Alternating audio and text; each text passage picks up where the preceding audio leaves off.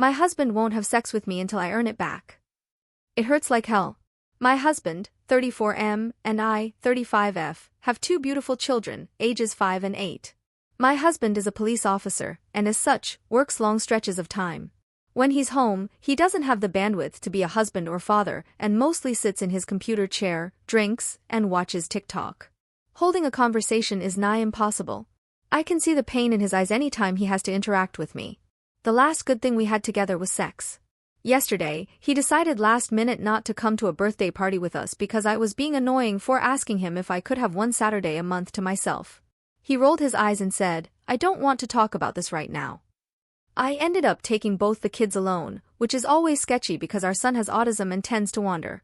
About 15 minutes into the party, sure enough, my son bolted. I had to call 911. The birthday party turned into a search party.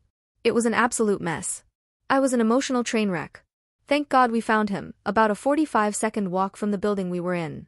When my husband caught wind of what happened, he called me a slew of names, and then informed me, until I got my shit together he wouldn't have sex with me. My love language is physical touch, so he knows how much this hurts. He's already taken affection away. No more spontaneous kisses, no compliments, no tucking my hair behind my ears and kissing my neck. So now, no sex, too. Last night, I think he was dreaming, because he pulled me to him, I could feel his erection against my butt, and he put his hand down my pants. I whispered, "What about your boundary?" He said, "Oh, okay. You don't have to if you don't want to." Then he turned over. I asked when we can have sex again. He said when I earn it. I asked how I can earn it, and he said, by not being a witch to me and watching your kids. I'm sorry this is lengthy. I'm in so much pain. How starved can a person be? No intimacy for who knows how long. Thank you for listening. Edit. I am overwhelmed by the amount of kindness, concern, and comments in general. I thank you for the advice and well wishes, truly. I'm aware of the DV statistics surrounding LEO marriages. As it stands now, my husband's mental health is clearly poor.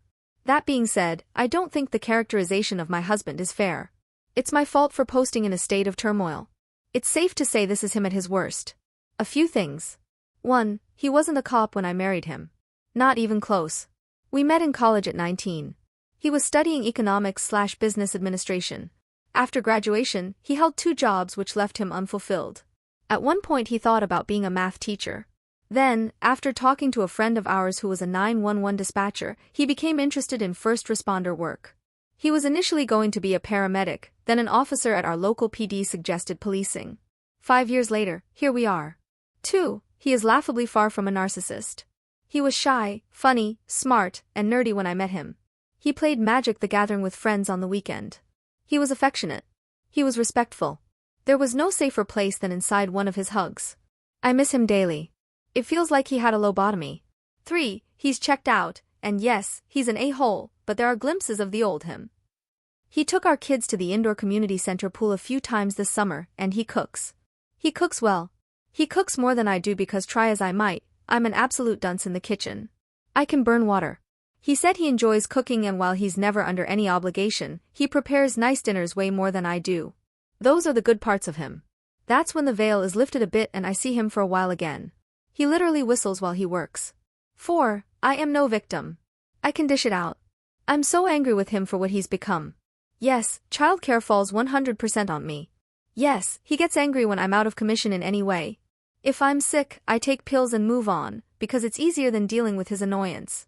However, in this particular instance, he didn't come to the birthday party because we started fighting over me taking off one Saturday a month. I asserted I thought it was fair. He said my job is easy and that his job requires much more of him.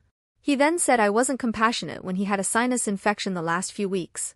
I reminded him how much he complained about being exhausted when I gave birth to our daughter. I was in labor all night. Our daughter heard it. She asked if he really said that, and I said yes.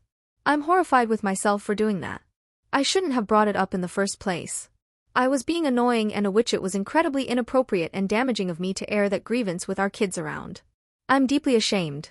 I wish I could take it back. 5. I know how it must sound.